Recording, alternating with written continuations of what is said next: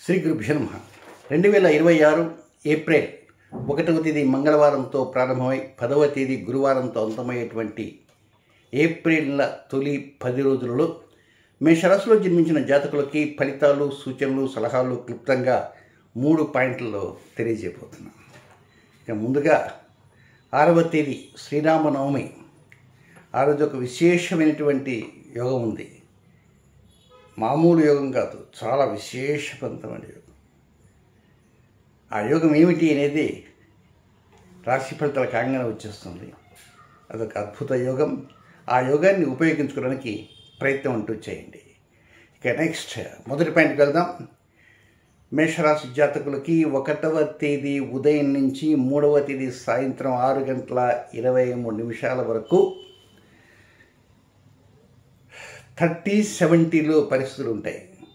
1వ తేదీ సాయంత్రం దాకా 30% మనసంతా ఆనందంగా, అనుకూలంగా, ఎలాంటి సంఘర్షణ లేకుండా ప్రశాంతంగా, సుఖవంతంగా పరిస్థితులన్నీ మనస్సు కనిపిస్తుంటాయి.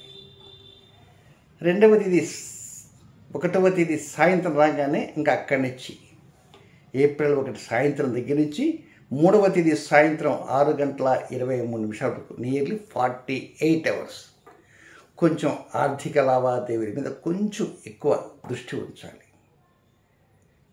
ఇటు తిరిగి నెల ప్రారంభం, ఫైనాన్షియల్ ప్రారంభం, వ్యాపార సంవత్సరం కూడా ప్రారంభమవుతుంది 2025 ఏప్రిల్ 1 నుంచి. సరే, వ్యాపారాలు చేసేవారు ఉంటారు, ఉద్యోగాలు చేసేవారు ఉంటారు. సరే, ఏదేమైనా ఈ పంచగ్రహ కూటమి అని చెప్తున్నారు కదా, ఈ 10 రోజులలో ఆ పంచగ్రహ కూటమి అనేది 12వ స్థానంలో ఉంటుంది. దానివల్ల మీరేం కంగారు పడవద్దు. ఒక్కోసారి మనసు కనిపిస్తుంటుంది, ఏమిటి డబ్బు ఎంత వచ్చినా పోతున్నది, దీనికి అడ్డు అదుపు లేకుండా ఉండదా అని ప్రశ్నించుకుంటారు.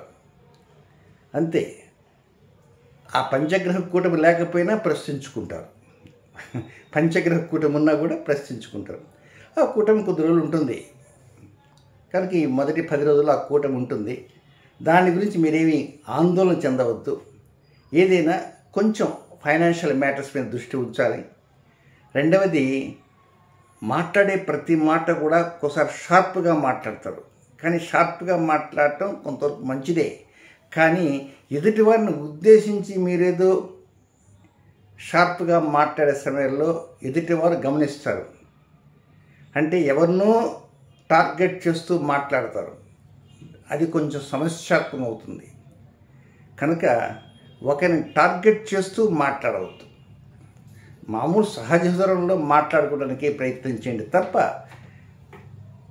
ఎవరినో మనసులో పెట్టుకొని వారిని దృష్టిలో ఉంచుకుంటూ వారికి 4 చివాట్లు వేద్దాని ఉద్దేశంతో మీరు మాట్లాడేటువంటి మాటలు మొదటికే మోసం వస్తాయి అనే విషయం గమనించండి. 1 సాయంత్రం నుంచి 3 సాయంత్రం దాకా అలాంటి జోలికి మాత్రం వెళ్ళవద్దు.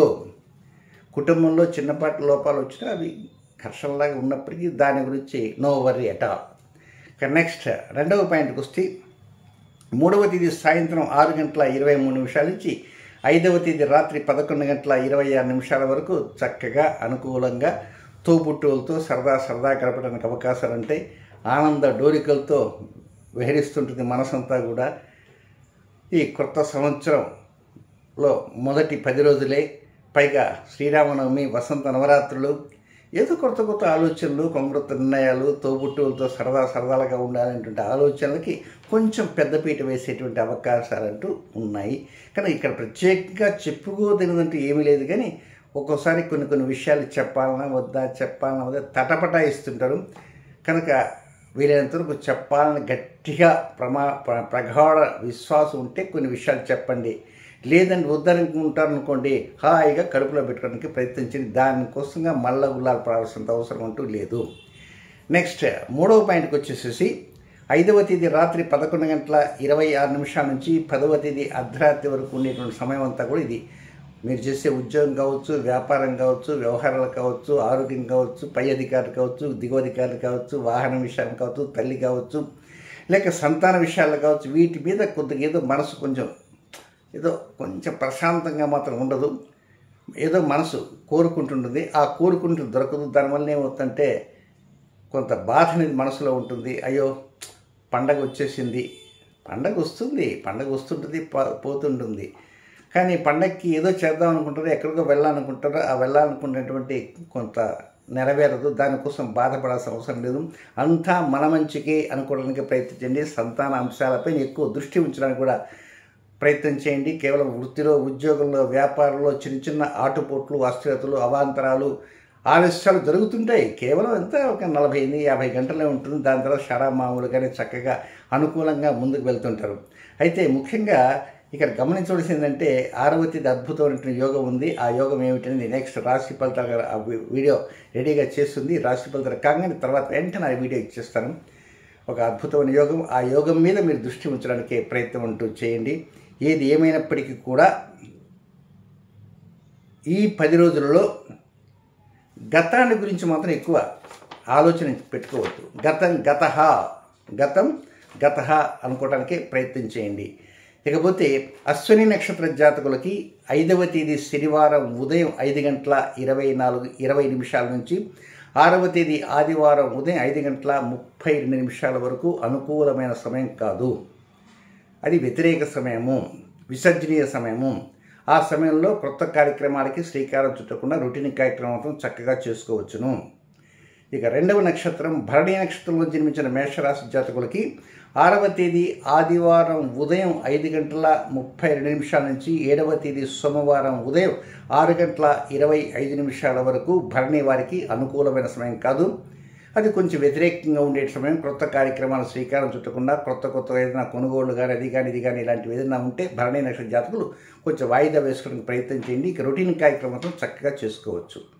ఇక మేషరాశిలో జన్మించిన కృత్తిక నక్షత్ర మొదటి పాదంలో జన్మించిన జాతకులకి 7వ తేదీ సోమవారం ఉదయం 6:25 ప్రారంభమై 8వ తేదీ మంగళవారం ఉదయం 7:55 వరకు ఉన్నటువంటి సమయం అది అనుకూలమైనది కాదు, కొంచెం వ్యతిరేకమైనటువంటిది, విసర్జనీయమైనది, అన్ఫేవరబుల్ టైం.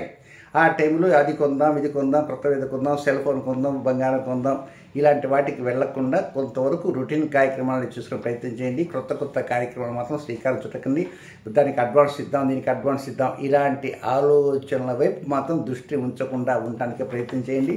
బట్ 6వ తేదీ ఆ రోజు శనివారం ఒక అద్భుతమైన యోగం. ఆ యోగం ఏమిటనేది వీడియో వస్తుంది. చాలా లోతుగా ఆ యోగాన్ని నేను చెప్పబోతున్నాను. ఆ యోగం వినటానికి ప్రయత్నం అంటూ చేయండి. శుభం.